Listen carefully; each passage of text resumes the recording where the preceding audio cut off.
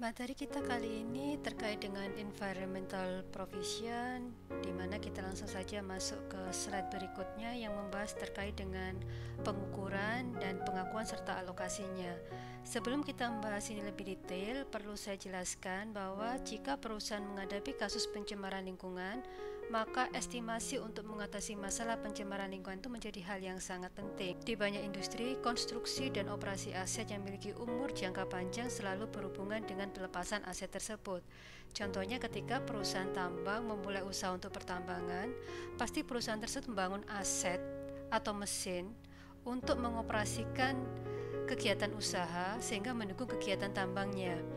Yang namanya tambang pasti memiliki umur ekonomi, sehingga pada saat sumber daya yang ditambang atau kontraknya habis, maka pada saat itu perusahaan wajib untuk membongkar atau menghilangkan aset atau bangunan atau mesin dari lokasi pertambangan. Ketika perusahaan membongkar semua aset tersebut, itu juga akan memiliki dampak ke lingkungan. Sama halnya dengan perusahaan minyak di offshore atau lepas pantai, pada awalnya mereka harus membangun drilling platform di lepas pantai. Drilling platform ini untuk mencari, mengambil, menyimpan minyak. Ketika masa operasinya berakhir, maka perusahaan minyak ini juga harus membongkar drilling platform di offshore. Terkait dengan pengakuan akuntansi untuk environmental liability, sama halnya dengan profesi lainnya, perusahaan harus mengakui environmental liability ketika terdapat kewajiban legal yang berhubungan dengan pelepasan aset jangka panjang, dan liabilitas tersebut harus dapat diestimasi secara handal. Peristiwa yang menunjukkan kewajiban bagi perusahaan adalah seperti yang kita bahas tadi, yaitu pembongkaran drilling platform dari offshore atau pembongkaran aset di pertambangan. Kita kembali ke masalah measurement atau penilaian atau pengukuran. Perusahaan pada awalnya menilai environmental liability sebesar estimasi yang bisa diandalkan. Estimasi ini harus menggambarkan jumlah uang yang perusahaan akan bayar ke depannya di active market atau di pasar aktif untuk menyelesaikan kewajiban. Biasanya nilai ini sebesar fair value. Namun bagi perusahaan seperti pertambangan, minyak, itu sulit sekali menemukan nilai fair value atas aset yang dimiliki. Maka solusinya, perusahaan harus mengestimasi fair value berdasarkan informasi yang tersedia, contohnya adalah harga pasar terkait dengan liabilitas yang serupa. Itu pun jika ada. Alternatif lainnya adalah perusahaan dapat menggunakan teknik perhitungan present value untuk mengestimasi fair value. Ini nanti yang akan kita terapkan di contoh soal.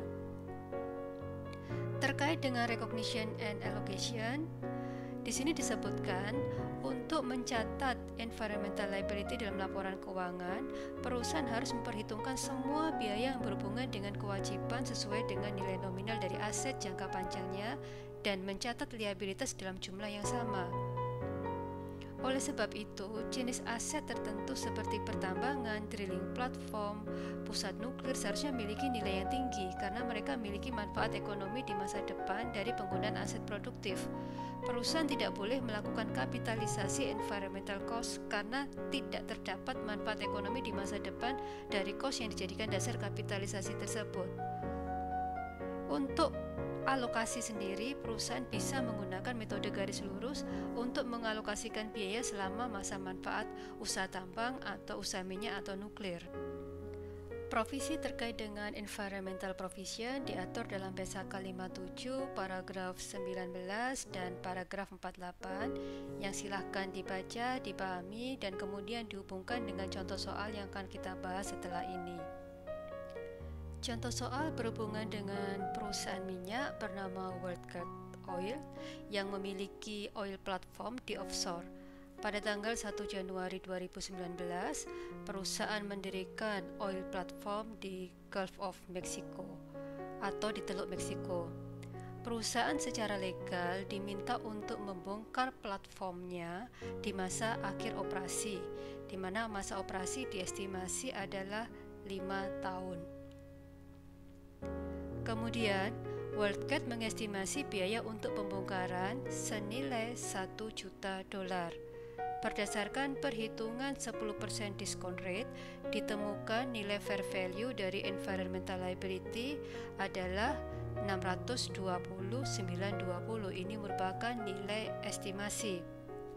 Angka ini didapatkan dari nilai nominal 1 juta dikalikan dengan diskon rate 10%, yaitu 0,62092. Selanjutnya, perusahaan harus mencatat atau mengakui transaksi tanggal 1 Januari dengan menjurnal drilling platform pada environmental liability sebesar 620.920.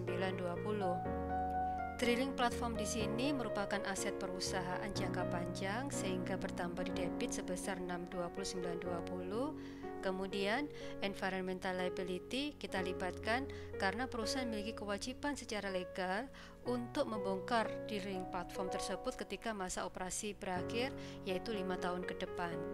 Di contoh soal sebelumnya, kita memunculkan drilling platform sebagai aset tetap berwujud. Nah, untuk aset tetap berwujud kita pasti tahu bahwa harus berkurang nilainya melalui mekanisme depresiasi.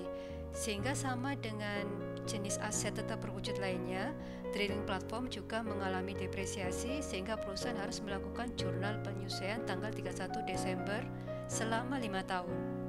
Yaitu pada tahun 2019, 2020, 2021, 2022, dan 2023. Jadi selama 5 tahun ini di akhir periode tanggal 31 Desember perusahaan harus melakukan jurnal penyelesaian. Jurnalnya adalah beban depresiasi pada akumulasi depresiasi sebesar 124/184. Kita menggunakan metode garis lurus sehingga kita membagi 5 dari nilai drilling platform tadi sebesar 620.920. Masih terkait dengan jurnal penyelesaian, di samping jurnal penyelesaian terkait dengan depresiasi, perusahaan juga harus mengakui adanya interest expense dan kemudian mengkredit environmental liability untuk mengakui adanya kenaikan kewajiban perusahaan. Jika kita mengingat materi piutang obligasi di mana kita melakukan amortisasi di dalamnya, kita juga menerapkan hal yang mirip di sini. Interest expense mewakili penerapan diskon rate tadi sebesar 10% sehingga kita harus mengakui debit interest expense sebesar 62092. Sedangkan environmental liability kita libatkan di sini nilainya harus kita naikkan sehingga pada akhir masa operasi perusahaan nanti nilainya akan kembali ke angka 1 juta. Jadi kalau kita ilustrasikan dalam buku besar, ini adalah buku besar environmental liability. Untuk environmental liability tadi memiliki saldo environmental liability memiliki saldo 620.920. Kemudian berdasarkan transaksi yang ada di sini, nilai environmental liability bertambah 62092. Jadi sekarang saldonya adalah 683.012. Jadi setiap akhir periode ketika kita melakukan jurnal penyelesaian, selain kita membuat jurnal penyelesaian terkait dengan beban depresiasi, maka kita harus melakukan jurnal penyelesaian untuk menaikkan nilai environmental liability. Ketika akhir tahun ke-5 atau tahun 2023, maka nanti nilai environmental liability kembali ke angka 1 juta. Untuk memudahkan pemahaman kita terkait ini, maka akan saya ilustrasikan sebagai berikut.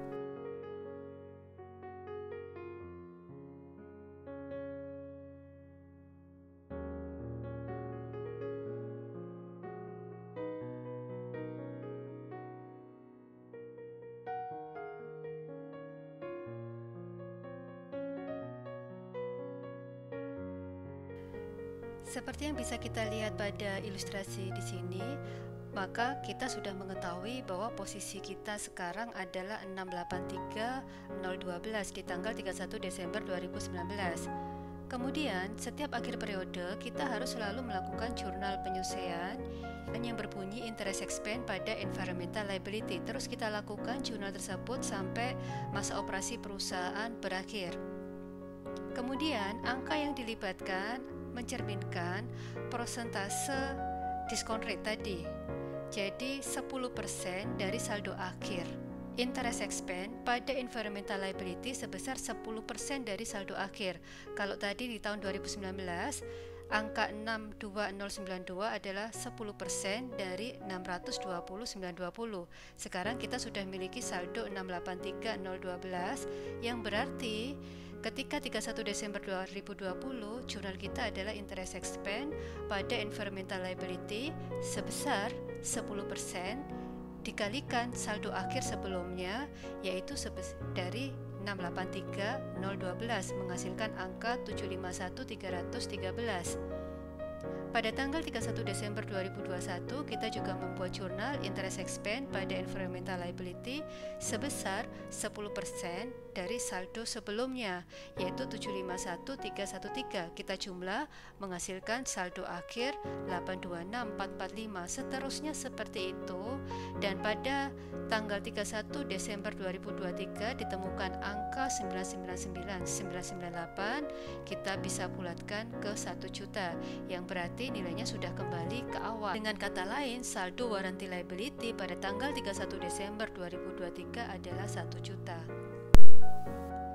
Sebelum saya membahas tampilan di sini, perlu saya ingatkan bahwa Oil Platform didirikan oleh perusahaan pada tanggal 1 Januari 2019, sehingga kegiatan perusahaan berakhir pada bulan Januari 2024. Nah, soal di sini menceritakan bagaimana cara kita menjurnal ketika perusahaan harus membongkar drilling platformnya dari offshore.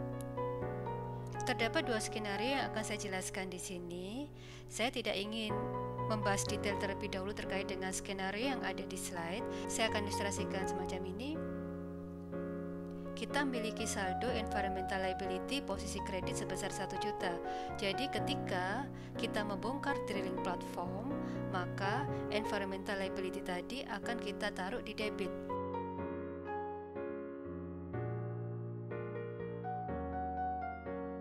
Jadi ini jurnal kita terkait dengan environmental liability, kita taruh di debit sebesar 1 juta. Kemudian kalau tidak ada informasi lain dan kita harus mengeluarkan kas sebesar 1 juta, maka kita tinggal mengkredit kas sebesar 1 juta. Jadi ini skenario pertama. Di samping nanti saya akan menjelaskan skenario yang kedua terkait dengan slide. Kemudian kita masuk ke skenario kedua, di mana terdapat informasi kontrak price senilai 995.000, yang berarti bahwa perusahaan pada tanggal 1 Januari 2024 itu harus mengeluarkan kas sebesar 995.000 untuk membongkar apapun aset yang ada di offshore-nya. Kemudian kita juga memiliki informasi bahwa environmental liability kita memiliki saldo 1 juta. Sehingga ketika kita mengeluarkan kas 995, liabilitas kita adalah saldonya 1 juta, maka ada selisih sebesar 5.000 kita akui sebagai keuntungan, atau akunnya adalah gain on settlement of environmental liability. Bisa juga kondisinya kas kita yang kita keluarkan adalah lebih besar dari liability, sehingga nanti ada kerugian. Tinggal kita taruh saja, kita akui kerugian di debit loss on settlement of environmental liability.